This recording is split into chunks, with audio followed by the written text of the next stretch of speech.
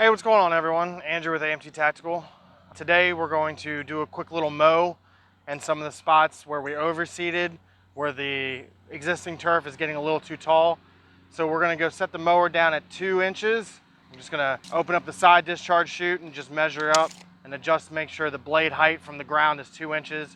And then we're gonna be real careful when walking through and mowing, making sure we take really easy turns where we'll go forward and back, making sure all 4 wheels are moving at the same time, or when we're pivoting, making sure both back wheels are moving at the same time.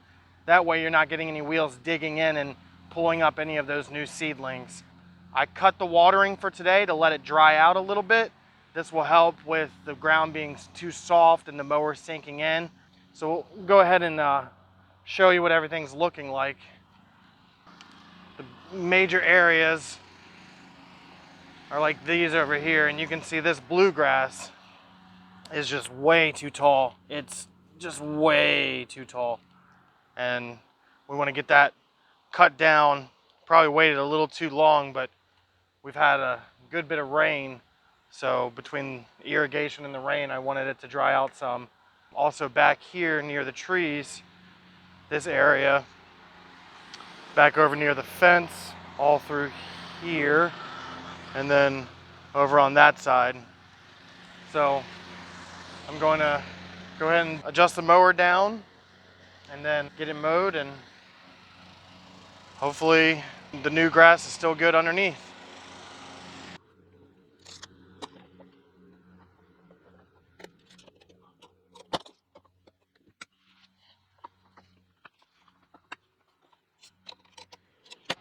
So on the Toro Super Recycler, this is setting C is exactly 2 inches. So we'll go ahead and get this knocked out, and then we'll get the water back on it. And then in a couple of days, we'll be ready to spray our second round of nitrogen. So if you've overseeded your lawn and you've mowed 2 or 3 times, you can go ahead and cut your watering back to every other day if you have rye or fescue. If you have Kentucky bluegrass or bluegrass in your mix like I do, you're still going to want to water every day, sometimes a couple times a day for a few minutes at a time, just to make sure that Kentucky bluegrass does germinate, since it can take about 30 days.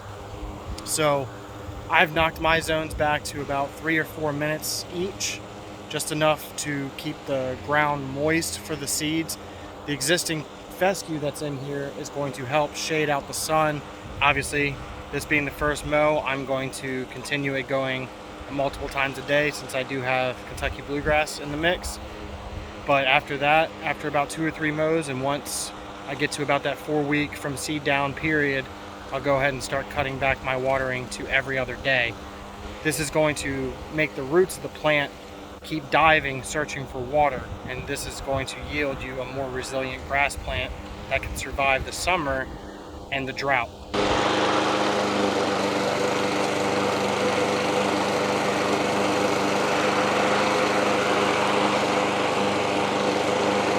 Alright guys, first mow is in the books, and it looks pretty good.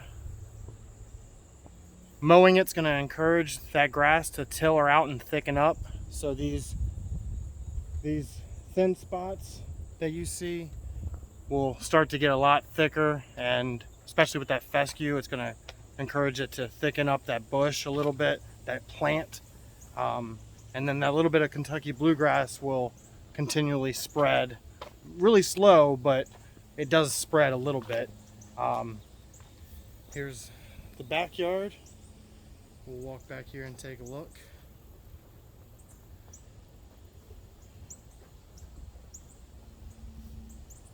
It looks pretty good. I'm also going to go mow back behind the trees over here because it's surprisingly extremely thick. I'm shocked how tall it is compared to the rest.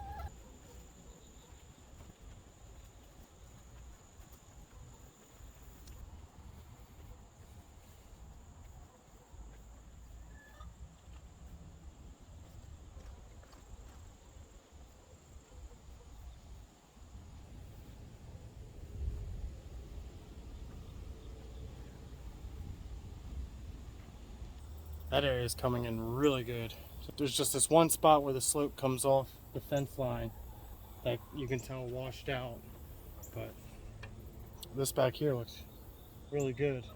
Bluegrass, and you can see inside the bluegrass those baby seedlings coming in, so it's a good thing that we got that cut so we can encourage that new grass to grow and thicken up.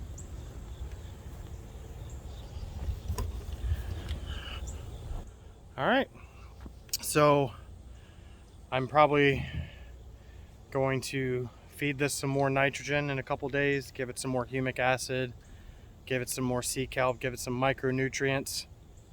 I'm still watering it at 9 a.m., 12, 3, and 6 for about 4 minutes in each zone. After this week, I'm going to cut that back and go about once a day, and then go down to about once every other day. So not too bad for the first mow. Like I said, that first mow is going to encourage this new grass to tiller out and thicken up. So after about 3 mows, this will appear a lot thicker and dense than it does right now. That's going to do it for this one. Thank you guys so much for watching. Please like, share, subscribe, hit the bell for notifications, send this video out to your friends. We're on a race to see how quick we can get to 100 subscribers. So if you are not subscribed, please do me a favor and do that. And I will see you in a couple days when it's time for our next round of fertilizer and micronutrients. Till next time.